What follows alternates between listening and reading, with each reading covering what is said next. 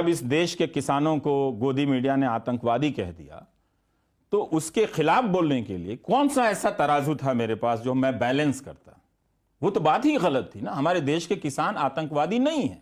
मतलब इतने कातर हो गए हैं कि एक रवीश कुमार के मुंह से आप तारीफ सुनने के लिए बेचैन हैं। कहते रहते हैं लोग कि आपको आना चाहिए राजनीति में, लेकिन मैं ये सोचता हूं कि आप कल्पना कीजिए कि अगर मैं राजनीति में हूं और लोकसभा में हूं उनके सामने बोलते हुए, लोकसभा तो कोई नहीं खरीद सकता ना। मुझे काम नहीं मिलना हमेशा इस बात की याद दिलाएगा कि इनकी जेब में चाहे जितने भी पैसे हैं, जिगर में दम नहीं है। बहुत सारे लोग आए, उन्होंने कहा आपको कौन सी मशीन चाहिए, कौन सा कैमरा चाहिए, हम खरीद के देते हैं।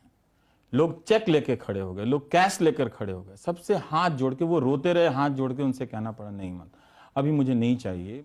पिछले एक महीने में अब जब आप अपने इस्तीफे के फैसले को देखते हैं, आज की तारीख में आप क्या कहेंगे उस इस्तीफे पर?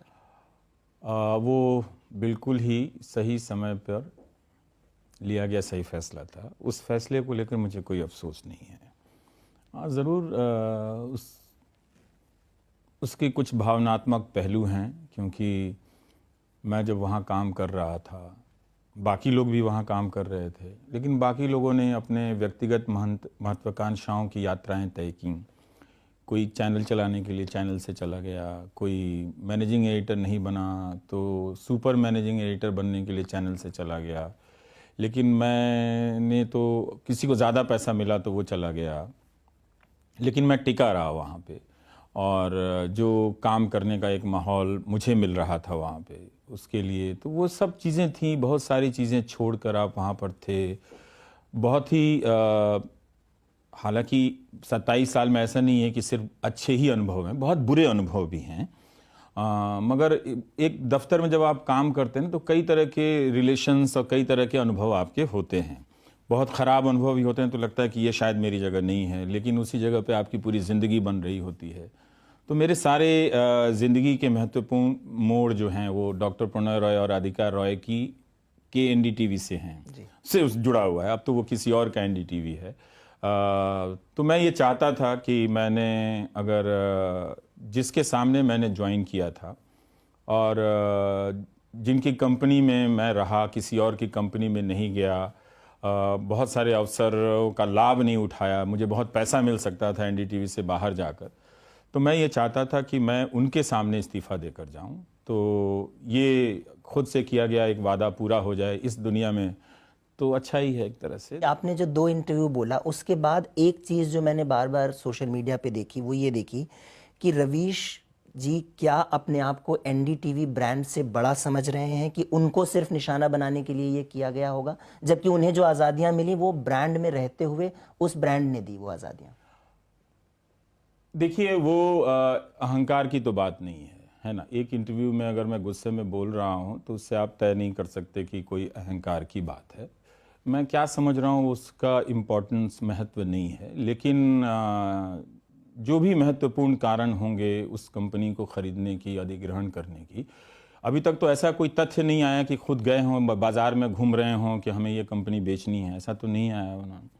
तो वो जो फोर्स एक तरह से अधिग्रहण था, उनके पास क्या रास्ता था? उनके पास तो कोई रास्ता नहीं था। लेकिन आप मुझसे पूछ रहे थे तो मैं अपनी कहानी बताऊंगा ना। डॉक्टर रॉय अपनी कहानी बताएंगे कि उन्हें किस तरह से ED में बिठाया गया, किस तरह से केस बनाया गया, 10 साल में कुछ भी नहीं हुआ, और वो आदमी खरीदने आता है जो अखबारों में, रिपोर्ट में, एनालिसिस में मैं देख रहा हूँ कि जिन्हें करीब समझा जाता है सरकार का। और खासकर वो तस्वीर भी है जहाज़ में जिसमें मिस्टर अदानी बैठे हुए हैं और प्रधानमंत्री बनने वाले नरेंद्र मोदी भी बैठे हुए हैं, तो वो तस्वीर भी काफ़ी है इस तरह की धारणाओं को बनाने के लिए। तो वो बात थी। पर आप मुझसे पूछ रहे थे तो मैं यही बात कह रहा था कि जब वो कह रहे हैं कि सरकार की आलोचना आप कर सकते हैं, लेकिन सरकार हर दिन अच्छा काम करती है, उसकी तारीफ करने का गट्स भी है, तो मैं कहना ये चाह रहा था कि मैंने ये सोचा कि ये मुझे भी एडिटोरियल निर्देश है एक तरह से। जिन्होंने नहीं सोचा, जिन्हें नहीं लगा, वो वहां पर काम कर रहे हैं, वो आप बताएंगे वो अपने, लेकिन मुझे लगा, मुझे लगना भी चाहिए। ऐसी कोई आवाज मैंने इस तरह से नाजायज तरीके से नहीं उठाई। जब इस देश के किसानों को गोदी मीडिया ने आतंकवादी कह दिया तो उसके खिलाफ बोलने के लिए कौन सा ऐसा तराजू था मेरे पास जो मैं बैलेंस करता। वो तो बात ही गलत थी ना। हमारे देश के किसान आतंकवादी नहीं है। मैं कहां से एक दूसरा बटखरा लाता कि इसमें तौल के बताता कि कुछ किसान आतंकवादी हैं, कुछ किसान आतंकवादी नहीं है? क्या मैं ऐसा कर सकता था? आपको लगा कि वो आज़ादी वहां पर नहीं होगी और आपने वो ब्रांड छोड़ने का फैसला किया अपने अपने जो जो ढंग से आप बात कहते हैं उसको बरकरार रखने के लिए। लेकिन एक सवाल ये भी उठता है कि आपको ये ही भरोसा क्यों था कि आपको वो आज़ादी वहां नहीं मिलेगी, जबकि अडानी ग्रुप की तरफ से ऐसा कुछ भी नहीं? बात सिर्फ आजादी की नहीं थी, है ना। जो आदमी आ रहा है उसकी पहचान क्या है, उसकी बाजार में साख क्या है। आप कुछ भी हो सकते हैं, प्रणव रॉय के बराबर जो उनकी साख है, जिन्होंने इस टेलीविजन इंडस्ट्री को, इस देश को दिया, बात करने का तरीका सिखाया, वो तो नहीं हो सकते ना। तो बात सिर्फ वो व्यक्ति कौन है, और जो लोग प्रणव रॉय की जगह उन कंपनियों में जगह ले रहे हैं वो क्या हैं। क्या मैं उनसे पत्रकारिता का अब लेक्चर सुनने जाऊंगा? तो अगर ये सवाल बनता है, तब तो फिर लाल बहादुर शास्त्री को इस्तीफा नहीं देना चाहिए था कि एक ट्रेन ही तो दुर्घटनाग्रस्त हुई थी ना। आप रेल मंत्री बनते, इतने ईमानदार हैं, आप रेल मंत्रालय को ठीक करते, फिर डॉक्टर अंबेडकर को भी इस्तीफा नहीं देना होता। तो इस्तीफे का कोई कारण जो होता है, कोई फिक्स्ड कारण नहीं होता है, अलग अलग इस्तीफों की अपनी नैतिक परिस्थितियां होती हैं। तो आप जब रवि जी आप ये कह रहे हैं कि नैतिकता के नाते एक तरह से आपने ये स्टैंड लिया, उसी समय क्या जो लोग अभी एनडीटीवी में काम कर रहे हैं ये अपने आप में एक रिफ्लेक्शन के तौर पे नहीं देखा जाएगा? हाँ, जो कि ये मेरा व्यक्तिगत फैसला है, वो सब अपनी अपनी परिस्थितियों से सही बताएंगे। पहले तो अडानी जी ही यही बता दें कि कौन कौन उनसे मिलने गया, कौन कौन उनसे नहीं मिलने गया। ये अफवाह वो साफ कर दे तो अच्छा होगा। वो जाने। मुझे अपना फैसला, अपना रास्ता मालूम था। और आप देख लीजिए कि उन्होंने कहा कि डॉक्टर प्रणव राय को वो चेयरमैन बनाए रखना चाहते हैं। क्या वो रुक गए? नहीं रुके ना। तो क्या ये कोई मैसेज नहीं है? लोग चिट्ठी लेके, उनकी जो लास्ट वाली चिट्ठी जिसमें कुछ भी नहीं है जी। जिस व्यक्ति ने दिलो जान से एक चैनल बनाया हो, उसके आखिरी खत में कुछ भी नहीं है। ये सबसे बड़ी वो उदासी भरा पत्र है। अगर आप नहीं देखना चाहते तो आप उनसे नफरत कर सकते हैं। बहुत लोग उनसे नफरत करते हैं, बहुत लोग मुझसे नफरत करते हैं। पर हम दोनों के दरवाजे, हम दोनों के रास्ते मिल गए। एक खाली झोला लेकर जा रहा था। जाने की बात तो किसी और ने कही थी कि फकीर है, झोला लेके चल देंगे, गया कोई और एक पैसे लेकर गए तो ठीक है। लेकिन मैं जानता हूं कि वो पैसा उनके किसी काम का नहीं है, किसी काम का नहीं। जितना उन्होंने झेला है इस उम्र में, बहुत झेला है। एक छवि की बात करें, अगर एक परसेप्शन की बात रवीश जी करते हैं, परसेप्शन यही है कि रवीश कुमार जी सरकार के खिलाफ मुखर रूप से बोलते चले आए हैं। फिर से मैं बतौर पत्रकार, क्या एक पत्रकार की छवि बैलेंस जर्नलिस्ट की नहीं होनी चाहिए बनिस्बत सिर्फ मुखर विरोधी होने? मेरी सारी आलोचनाएं बैलेंस हैं।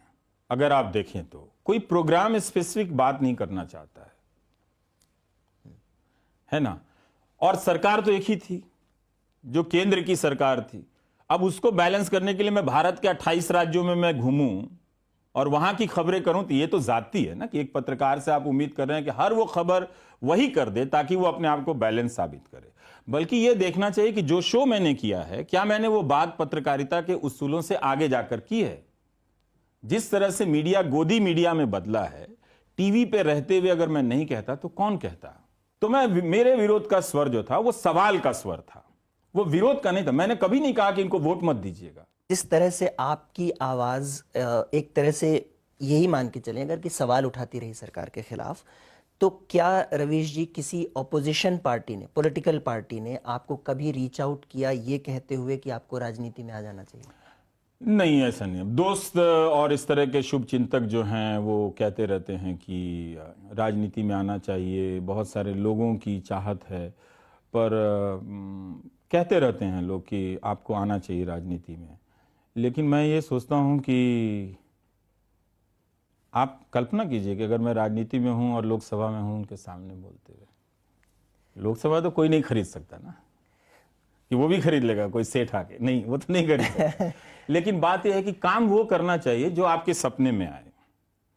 तो मुझे अभी भी मेरे सपने में टीवी आता है, तो मुझे लगता है कि ऐसे एडिट करना चाहिए, आपका स्टूडियो का रंग कितना सुंदर है, लाइटिंग कितनी अच्छी है।